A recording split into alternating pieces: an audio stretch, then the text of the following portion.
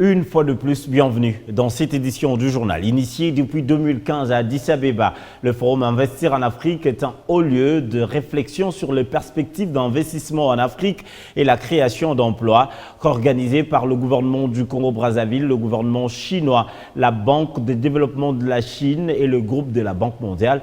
Ce forum est la tribune appropriée qui évoque le partenariat commercial privilégié entre la Chine et l'Afrique, s'exprimant des ventes de billets des participants réunis dans l'amphithéâtre du Centre international des conférences de Kintélé. Les chefs d'État ont mis l'accent sur l'énorme potentiel d'investissement en Afrique et la mise en place effective de la zone de libre-échange continentale africaine. Le président Félix Tshisekedi était parmi les intervenants. 4 chefs d'État et plusieurs hauts représentants ont fait les déplacements de Brazzaville pour participer à la 5e édition du Forum Investir en Afrique.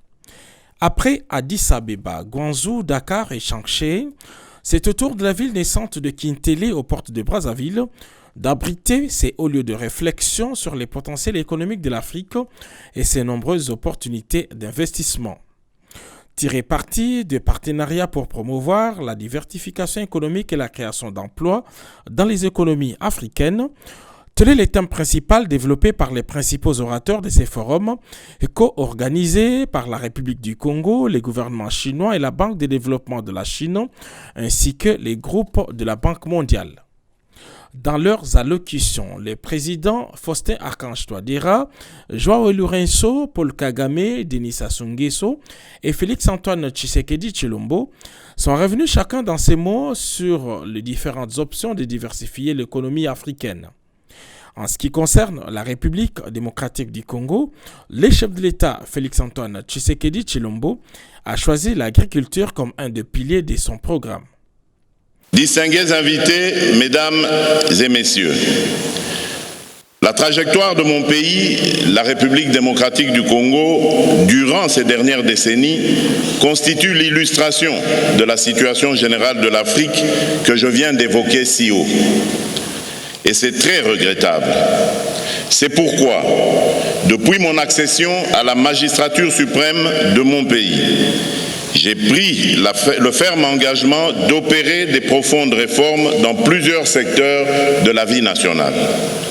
S'agissant à titre exemplatif du secteur minier, j'ai engagé le gouvernement à réfléchir profondément sur les voies et moyens pour la transformation localement de nos matières premières pour engranger les moyens financiers supplémentaires afin de les orienter vers les secteurs prioritaires de la refondation de l'État, de l'éducation, de la santé, de la promotion des jeunes, de l'autonomisation de la femme à travers des projets innovants. Pour y parvenir, le modèle de développement que j'ai choisi sera axé sur la construction, en dehors du Grand Inga, des centrales hydroélectriques de taille moyenne et des microcentrales pour assurer suffisamment l'accès à l'eau et à l'électricité dans toutes les provinces de mon pays. Déterminé à transformer les potentialités économiques de son pays en véritable action de développement, le président de la République a invité ses homologues, les investisseurs, décideurs et autres hommes d'affaires à Kinshasa pour la 6e édition. Pour sa part, le président Denis Sassou Nguesso est revenu sur les partenariats commerciaux privilégiés de son pays avec la Chine.